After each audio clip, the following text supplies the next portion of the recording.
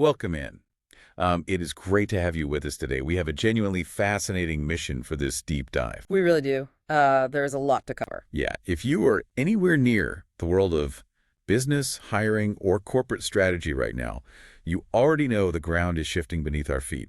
We are looking at the ultimate 2026 playbook for finance leadership. And we are pulling this directly from the Stanton House Accountancy and Finance Salary Guide 2026. Exactly. The goal here is to extract the exact leadership capabilities you need to survive and, frankly, to thrive in what has become this hyper-complex, incredibly high-scrutiny market. It is not a market for the faint of heart, that is for sure. No, it really isn't. Okay, let's unpack this because right out of the gate, the data shows we are dealing with a brutal two-speed market reality. Right. Two very different trajectories. Yeah, on one hand, your standard business-as-usual transactional finance roles are cooling off fast.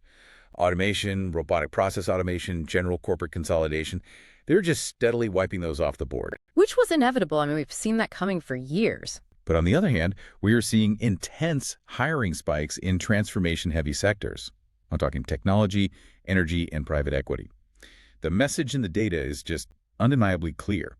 Routine cost control is out, and strategic decision support is in. And that fundamental redesign is a stark departure from how we trained finance professionals even a decade ago. Oh, completely. What's fascinating here is that we aren't just seeing a shift in the daily tasks of a CFO, but a complete reimagining of what a finance function actually represents to a business. It's no longer just the back office. Exactly. Organizations are aggressively moving away from treating finance as a historical reporting unit, the department that simply tells you what happened last quarter and Files the tax returns. Right. Ah. Instead, they are demanding a forward-looking strategic engine. Transactional hiring has slowed because executives realize that simply adding headcount to manually process data is just a losing game in 2026. It doesn't scale. It doesn't. The demand has entirely shifted towards strategic capability. Companies require leaders who can navigate digital transformation, guide highly complex regulatory changes, and actively drive commercial growth, rather than just recording it after the fact. And that leads to a profound paradox for 2026. I mean, if you are listening to this and mapping out your own team's headcount, you are probably feeling this tension right now. Oh, absolutely. Budgets are tight.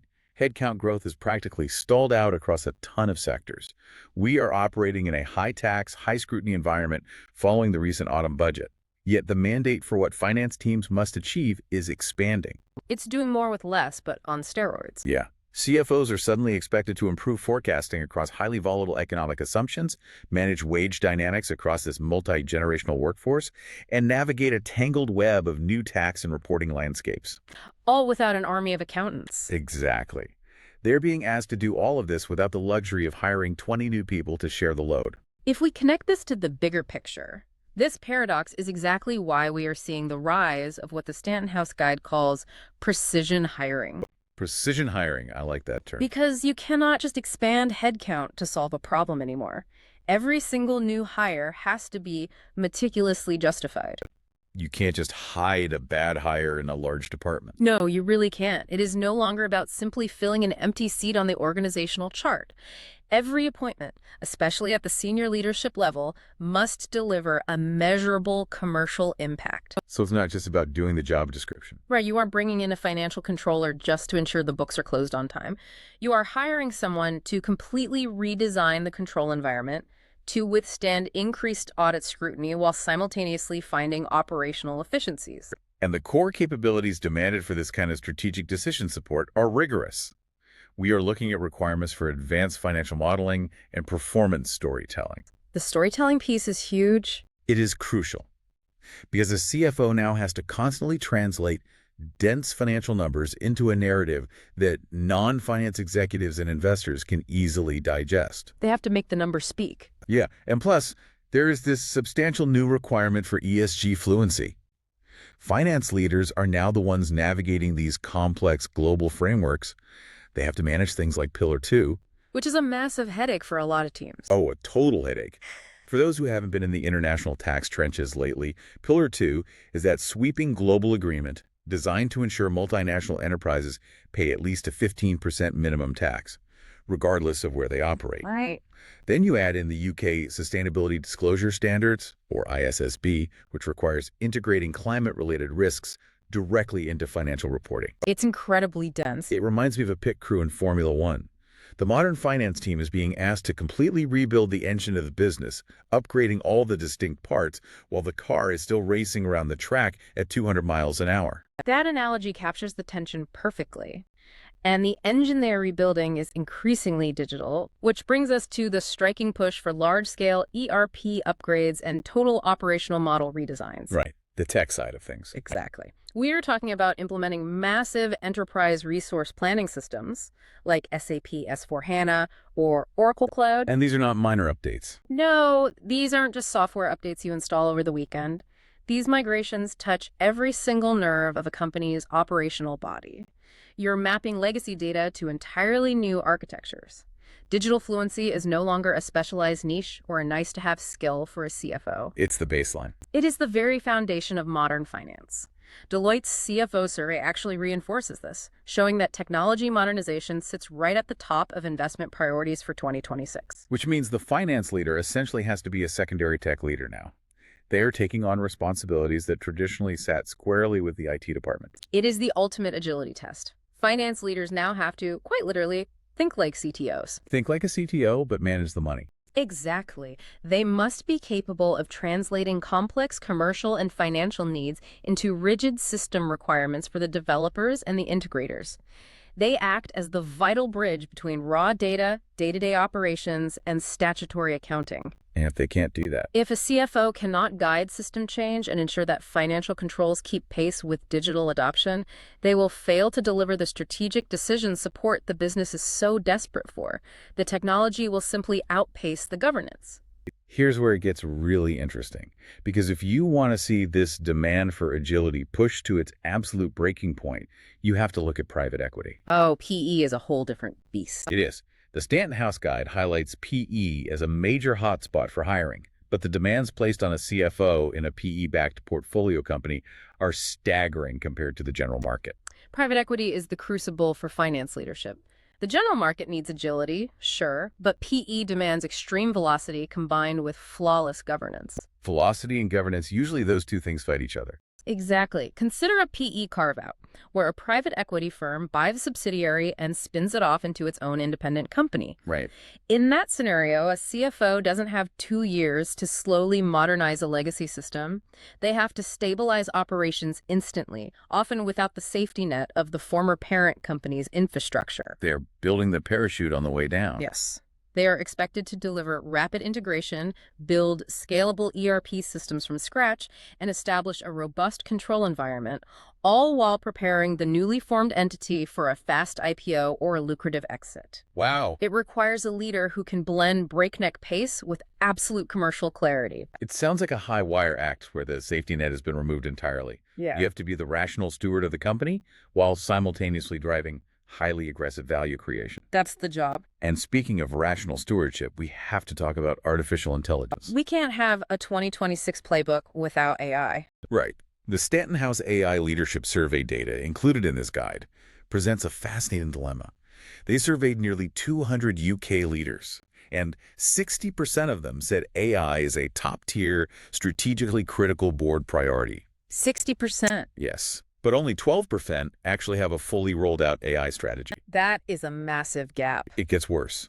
Even more concerning, 77% lack a fully implemented AI policy or governance framework. Oh, wow.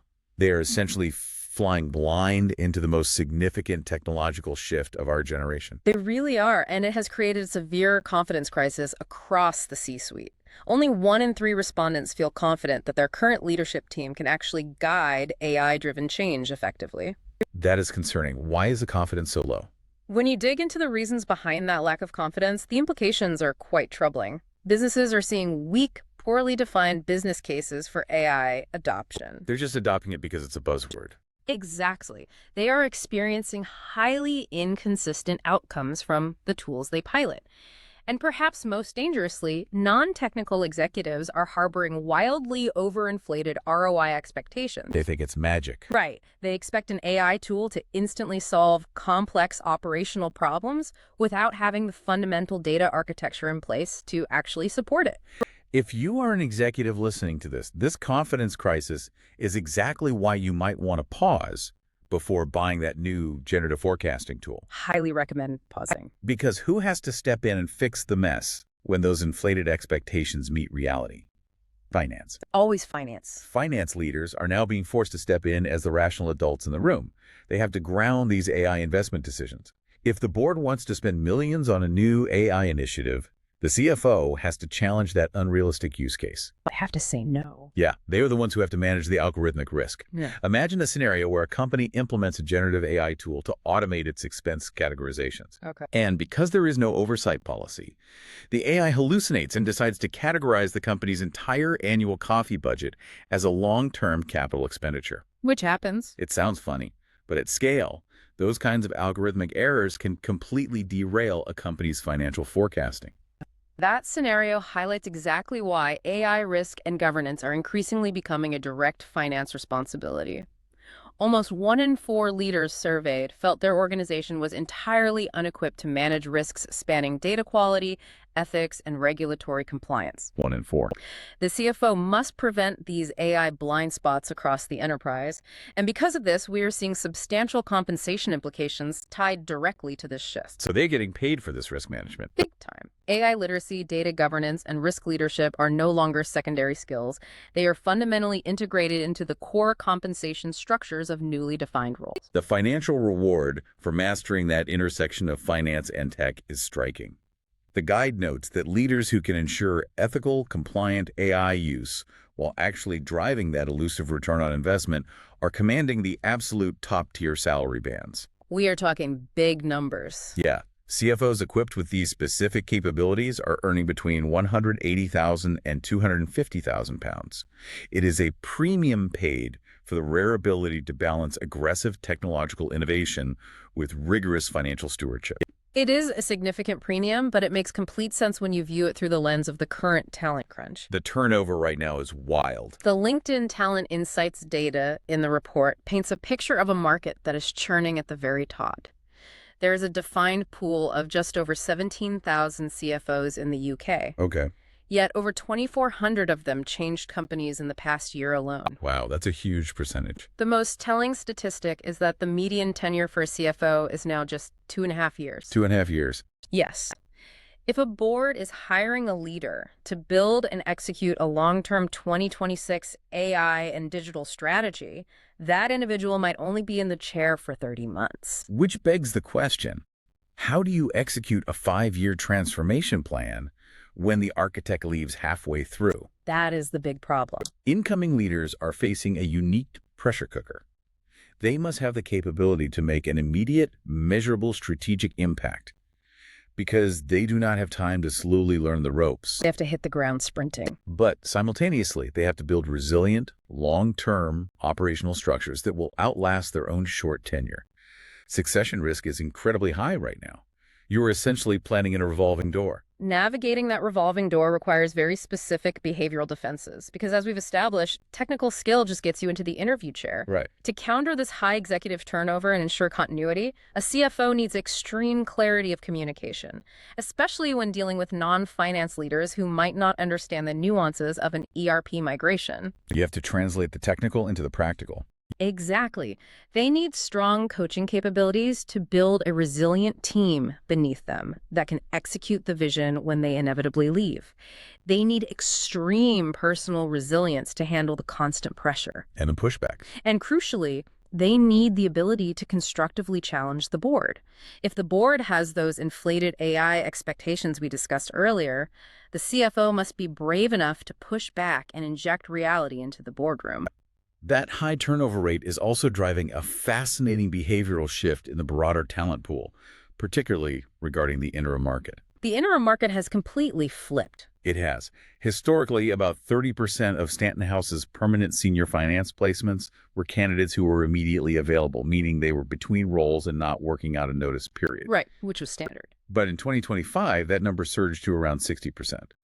Suddenly, there is this considerable pool of rapidly available permanent talent just sitting on the bench. It's a huge shift. It likely points to a mix of post-pandemic burnout from that expanded mandate we talked about and companies restructuring faster than expected. That surge in available permanent talent completely disrupts the traditional interim market dynamics. How so? Historically, if a company needed an executive immediately to fill a gap, they hired an interim contractor. But with 60% of permanent candidates ready to start tomorrow, employers suddenly have a fast, often lower-cost alternative for permanent placement. Ah, I see. As a result, the strategic deployment of interims has shifted significantly. Interim contracts are rarely used for general cover or keeping the seat warm anymore. They aren't just babysitting the ledger. Exactly. Instead, they are deployed with very sharp intent, tied directly to specific transformation milestones. A company will hire an interim specifically to deliver an SAP S/4HANA migration or to manage the financials of a PE carve-out, rather than just overseeing daily operations. And because those interim roles are now tied to business-critical transformations, the structure of the contracts is evolving. Right, the stakes are higher. Interims are handling high-stakes projects, so their notice periods are extending from a standard 1 week to a full month.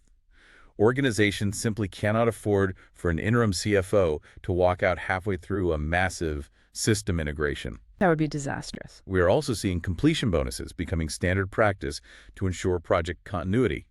The interim market might be smaller in volume due to the available permanent talent, but it is much more specialized and high stakes. This raises an important question. If you have this incredibly volatile environment, high turnover, and demanding transformation expectations, how do you actually convince a top-tier CFO to walk into this fire? Good question. How do you package the role? You aren't just competing on base salary anymore. The market has established a new, stabilized hybrid working norm. The dust from the return-to-office debates has finally settled, and the anchor is firmly set at 2.5 days in the office. This is highly actionable advice for any board member or CEO listening right now. If you are trying to package a role to attract one of these elite transformation-capable CFOs, you have to construct the job offer around the realities of 2026. The data is very clear on this. The data in the guide is unequivocal. Most organizations anchor around 2 to 3 days in the office. If you are an employer pushing a mandate for 4 or 5 days in the office, you will actively struggle to hire regardless of the compensation package you offer. They just won't take it. No, the top transformation talent will simply walk away and go to a competitor who respects that 2.5-day balance. Flexibility has to be offered as a structural foundation, not just a perk. And packaging for success also means selling a clear mission. Elite candidates want to know exactly what they are fixing, building, or upgrading. They want a project. They do. You have to emphasize the quality of the tech stack they will be working with because no one wants to inherit a tangled mess of spreadsheets if they can avoid it. Definitely not. You are bringing in a co-architect for the business. If you want a CFO who can translate AI insights into pricing strategies, manage algorithmic risk, and guide your company through complex sustainability standards, you have to treat them as a strategic partner from the very first interaction and hire for value creation, not just headcount presence. It really is a whole new world for finance leadership. Let's quickly recap the essential takeaways from this deep dive into the Stanton House data. Let's do it. We are seeing a complete shift away from transactional accounting toward high-level strategic capability. AI governance and managing algorithmic risk are now core finance responsibilities, and mastering those skills puts you in the top salary brackets. Absolutely. We have to navigate the reality of 2.5-year executive tenures alongside a permanent shift to a 2.5-day hybrid work anchor. The current environment is defined by intense cost pressure colliding with the mandate for rapid digital change. And while the talent pool is highly mobile right now, genuine leadership capability, the kind that can steer a company through these transformations, remains incredibly scarce. Whether you are building out your finance team or planning your next big career move, you have to remember, your technical accounting skills just get you in the room. It is your commercial judgment, your resilience, and your digital confidence that will actually set you apart in 2026. I'd like to leave you with a final thought to mull over. We've discussed how the median tenure of a CFO is now only 2.5 years. Right. At the same time, we are rapidly integrating AI systems to make long-term financial forecasts and dictate risk governance. Okay. What happens when these algorithmic systems begin to outlast the human leaders who implemented them? If the machine's memory and forecasting models span a decade, but the executives rotate every 30 months, who is truly guiding the long-term strategy of the company? The transient executive or the permanent machine? Oh, wow. That is a fascinating, vital question to end on. Yeah. Thank you so much for joining us on this deep dive into the 2026 playbook. Keep challenging those assumptions, keep adapting, and we will see you next time.